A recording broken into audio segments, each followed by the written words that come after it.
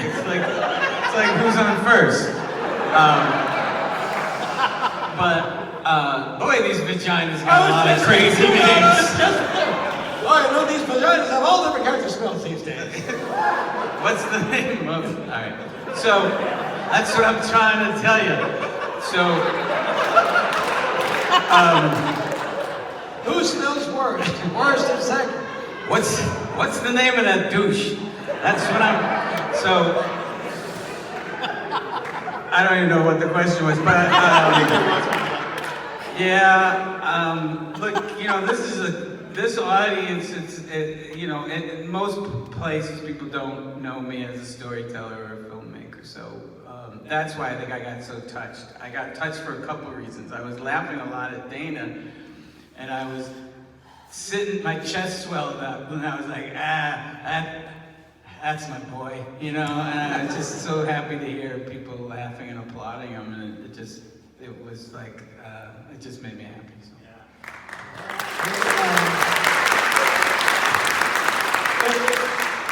What is interesting, and I'll say two things real quick. My other job, I'm a writer, and I get to create the story on paper first and then give it to the filmmakers, and the structure is there. And Bob had to impose a structure on film that was already shot, and that really is what I find so impressive about this. And again, I had nothing to do with it. I was really impressed at what he did. And one of the things that you see that's beautiful, if there's anything in this film that's beautiful, it's about seeing two adults acknowledging shit from their past and being able to let go of it and grow. And if there's anything in the film that's ugly, it's seeing an adult who's incapable of letting go of shit from the past. So you're talking about Seinfeld? Is that the subtext? I don't want to. I'm naming any names. What name? What did I mention? There's no name to mention. It's weird that he bleeped Who my are these people who are still angry?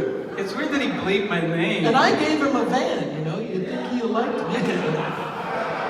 I'm Gould. And then I did bleep something of myself because I said that when I say he's a creepy Scientologist banging underage girls, I kept in the banging underage girls part, but he's not. He's just weird about Scientology. He says it's a good group, and he's really pro Scientology. He thinks it helps a lot of people.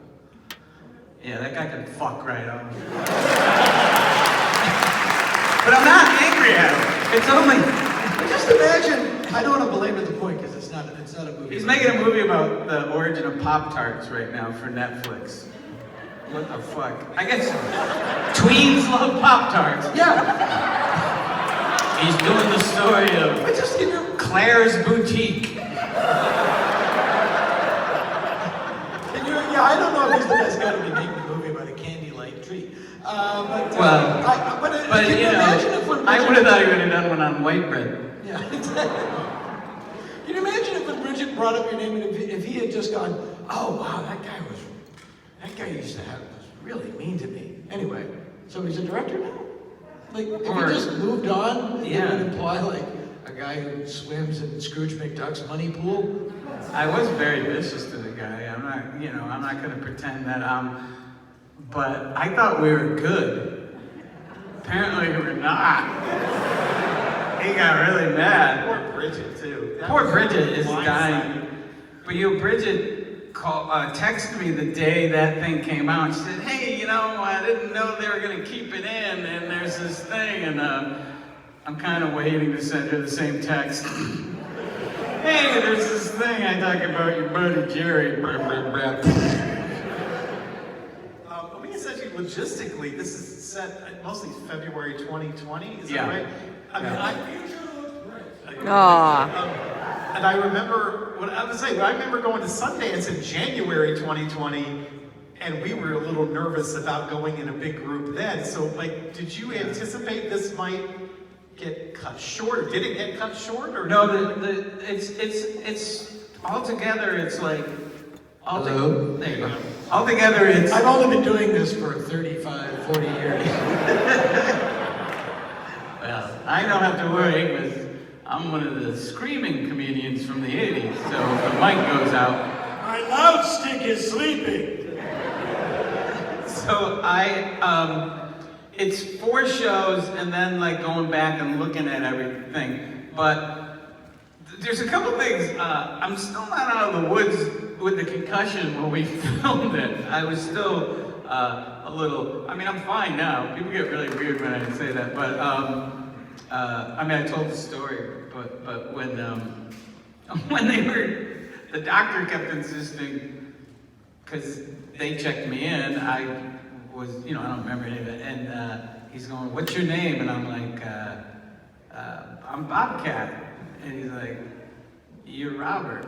And I go, I'm Robert? Like, I didn't know where I was or anything. So, I don't even know what the point is. It was 4 shows. Each were about 2 hours to 2.5 hours long. So I whittled it down, and myself and there's 2 editors. But you had a deep concussion, but you're also really funny in the house, because I broke some ribs, and I had a bruised lung, but my head was not injured, so I remember everything. And we were in the emergency room, and we befriended this guy, this giant guy, huge guy. We were sort of the only people we were in the small minority of people in the trauma ward of this hospital who were not also handcuffed to their gurneys. Yeah. It was a really stabby hospital. It was very stabby. And this guy had everybody was stabbed. This guy had his hand bandaged, and we were just kind of chatting. And I said, like, "What happened to your hand?"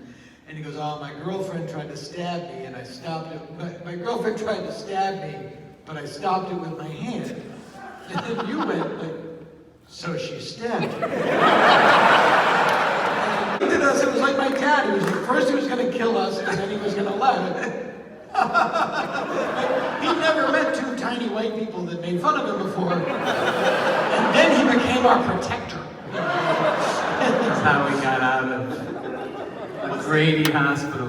When you went out, when you decided to do this tour, did you intend to do it almost like a duo, or were you going to do separate sets? No, we did separate sets for the first like 3 shows. We came out and we would go say hi, and then we'd flip a coin and see who was going to be the headliner that night.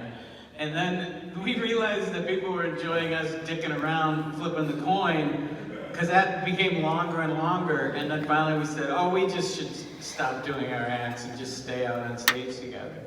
And when I don't see them and I get to see them, there's this excitement because there's like this new, the new 20 minutes up front where we don't know what each other's going to say, and our fresh takes on things, And it's really fun because I know Bob's inventory, Bob knows my inventory, and when we're on stage, it's never the same, and we'll start off talking whatever, and then we'll lead like, "Oh, this will lead into my thing," and then I'll look at Bob and I'll know he's going to go somewhere, or we'll go someplace else, but it's improvisational, but I hate to make the musical analogy, but it's improvisational, but we have chops, and we kind of play back. But sometimes he'll remind me of a bit, like tee me up, set me up, and I don't know what he's talking about. And he says it over and over again. Yeah, it's really I'm like, he's repeating himself. Someone must have lost a nut. You own a parakeet, right, Bob?